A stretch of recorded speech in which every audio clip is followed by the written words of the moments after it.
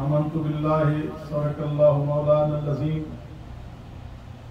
ان اللہ وملائکتہ یصلون علی النبی یا ایھا الذین آمنوا صلوا علیہ وسلموا تسلیما محبت سے پڑھیے الصلاۃ والسلام علیک یا سیدی یا رسول اللہ الصلاۃ والسلام علیک یا سیدی یا حبیب اللہ الصلاۃ والسلام علیک یا سیدی یا رسول اللہ وعلی آلک واصحابک یا خیر خلق اللہ۔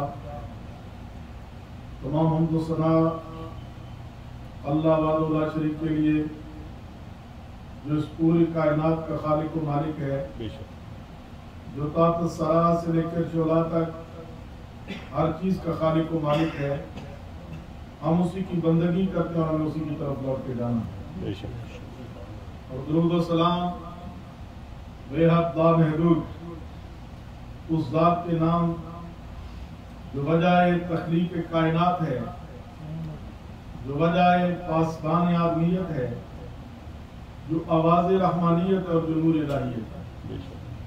حضرت گرامی قدر آج کا یہ جمعہ المبارک ماہ محرم شریف کا آخری جمعہ المبارک ہے،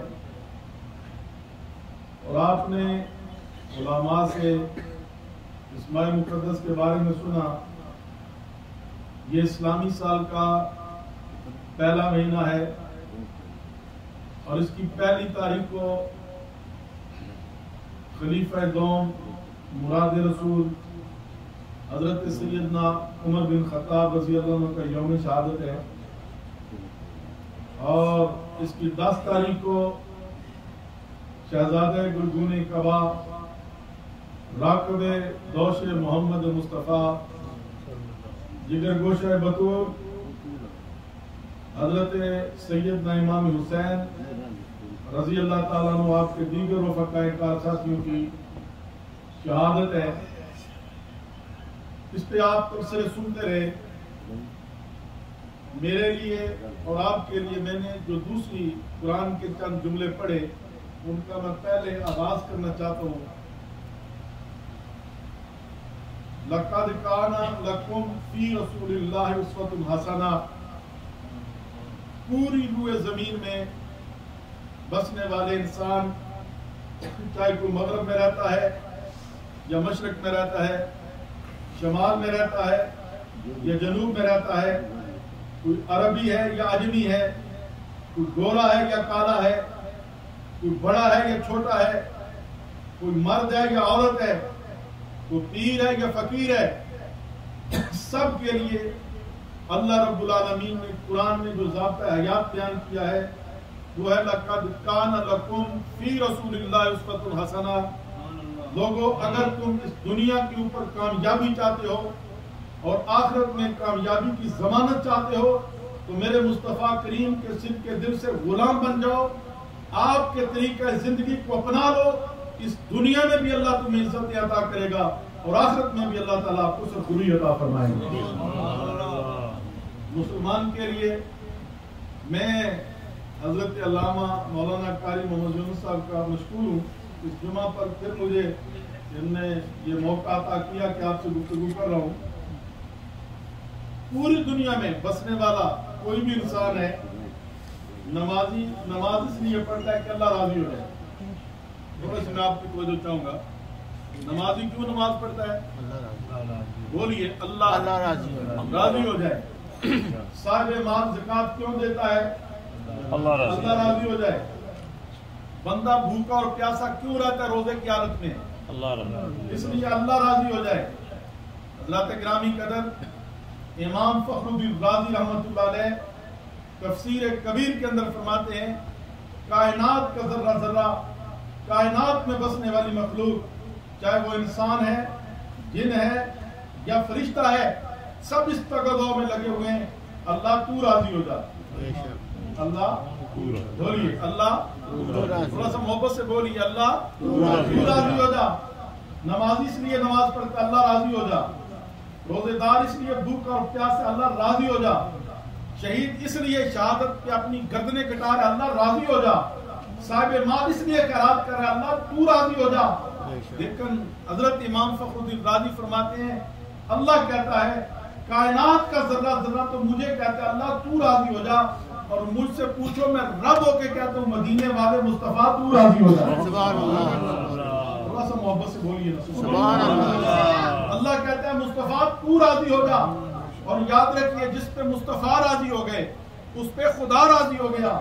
جس پہ خدا راضی ہو گیا وہ اس دنیا میں بھی کامیاب ہو گیا, وہ برزخ میں بھی کامیاب ہو گیا, وہ آخرت میں بھی کامیاب ہو گیا.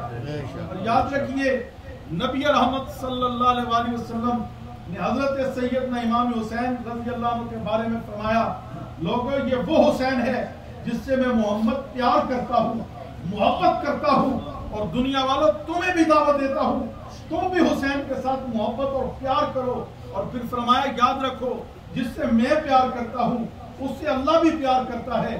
اور پھر فرمایا جس نے حسین کو دکھ دیا اس نے مجھے دکھ دیا, جس نے مجھے دکھ دیا اس نے اللہ کو دکھ دیا, اور جس نے اللہ کو دکھ دیا اس کا ٹھکانہ جہنم ہے.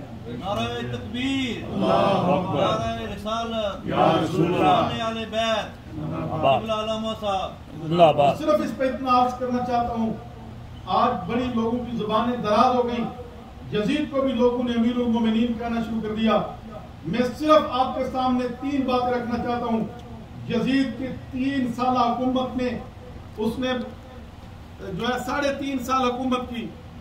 پہلے سال خاندان رسول کو قربان کیا, اس نے شہید کیا, پہلا یہ اس کا گناہ ہے. تو اس نے پہلے سال اپنی حکومت کے خاندان رسول کو قربان کیا. اب دوسرے سال اس نے مدینہ الرسول پہ چڑھائی کروائی, اور اس نے اعلان کیا لوگوں میں تمہارے لیے مدینے کی ہر چیز حلال قرار دیتا ہوں. 700 حافظ قرآن جو ہے وہ شہید ہوئے اس میں مدینہ شریف کی چڑھائی میں. 13,000 کے لشکر نے مدینہ شریف پر چڑھائی کی. 3 دن تک مسجد نبوی بند رہی اور اسے استبل بنایا گیا. اذان اور نماز نہیں ہوئی مسجد نبوی شریف کے اندر. ایک تابعی حضور نبی علیہ السلام کے وہ کہتے ہیں کہ میں چھپ گیا آ کے منبر کے نیچے, تو میں نے 3 دن قبر رسول سے اذان کی بھی آواز آتی تھی, اقامت کی بھی آواز آتی تھی, جماعت بھی ہوتی تھی, میں ان کے ساتھ مل کے نماز پڑھتا. سبحان اللہ, سبحان اللہ. مسجد نبوی کا وہ خطہ جسے ریاض الجنہ کہا جاتا ہے, وہاں پر گھوڑوں نے نیندیں کی یہ یزید, اور پھر 10,000 سے جو ہے وہ بندے شہید ہوئے. 1300 عورتیں حاملہ ہوئیں, بچیاں جن کے ساتھ زنا کیا گیا یزید کے حکم پر. اور پھر تیسرے سال اس نے خانہ کعبہ پر حملہ کروایا اور خانہ کعبہ کے غلاف کو آگ لگوائی. اس کے باوجود بھی اب جو یزید کو امیر المومنین اور اہل اسلام کہتا ہے پھر وہ اپنے ایمان کو خود علاج کروا لے.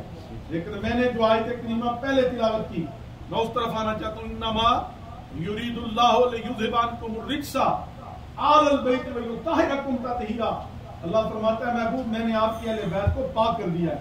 سبحان اللہ. محبت سے بولیے نا تھوڑا سا سبحان اللہ, اور تھوڑا سا محبت سے کہہ لیں سبحان اللہ. سبحان اللہ. اہل بیت کی محبت میں جینا ایمان ہے. اہل بیت کی محبت میں مرنا شہادت ہے. اہل بیت کی محبت میں اٹھنا یہ ایمان والوں کے مقام اور درجہ ہے. لیکن جو اہل ایمان ہے, امام فخر الدین رازی نے لکھا وَمَن مَاتَ عَلَىٰ حُبِّ آلِ مُحَمَّدٍ صلی اللہ علیہ وسلم مَاتَ مُؤْمِنًا. اہل بیت کی محبت میں مرنے والا عام موت نہیں مرے گا, اللہ اسے ایمان کی موت عطا کرے گا. وَمَن مَاتَ عَلَىٰ حُبِّ آلِ مُحَمَّدٍ صلی اللہ علیہ وسلم مَاتَ شَهِيدًا. لوگوں اہل بیت کی محبت میں مرنے والا عام موت نہیں مرے گا, اللہ اسے شہادت کی موت کا درجہ عطا کرے گا. یہی نہیں, نبی رحمت صلی اللہ علیہ وسلم کے وَمَن مَاتَ عَلَىٰ بُغْضِ آلِ مُحَمَّدٍ صلی اللہ علیہ وسلم مَاتَ کافرا. جو اہل بیت کے ساتھ بغض رکھتا ہوا مرا وہ عام موت نہیں مرے گا, ایمان کی موت اسے نصیب نہیں ہوگی, شہادت نہیں ملے گی, جب بھی وہ مرے گا کفر پہ مرے گا. اور حضور نے فرمایا جس نے میری اہل بیت پہ ظلم کیا اس کے اللہ نے جنت کو حرام قرار دے دیا ہے. میں نے آیت کریمہ پڑھی, یہ آج کہتے ہیں لوگ اہل بیت کو آپ پاک کیسے کہتے ہیں, حسین پاک, حسن پاک, علی پاک, فاطمہ پاک. میں نے کہا میں نہیں کہتا, میرا خدا انہیں پاک کہتا ہے. سبحان اللہ. محبت سے بولے نہیں کیا کروں میں, سبحان اللہ. خدا انہیں پاک کہتا ہے. انما یرید اللہ لیذھب عنکم الرجس آل البیت ویطہرکم تطہیرا. یہ آیت کریمہ نازل ہوئی تھی ازواج رسول کے لیے. تفسیر جلالین اٹھا کے پڑھیں, تفسیر روح بیان کو اٹھا کے پڑھیں, رول مانی کو پڑھیں. یہ آیت نازل امہات المومنین کے حق میں ہوتی، لیکن جب نجران کے عیسائیوں کے ساتھ ممالک کا چیلنج شروع ہوا، اس وقت نبی علیہ السلام نے حضرت علی کو، حضرت فاطمہ کو، حضرت امام حسن کو، حضرت امام حسین کو اپنی اس کالی کمری کے نیچے ڈال کے کہا ان ہؤلاء اہل بیتی، یا اللہ یہ بھی میری اہل بیتی نے بھی اسے پاک فرما دیا. سبحان اللہ.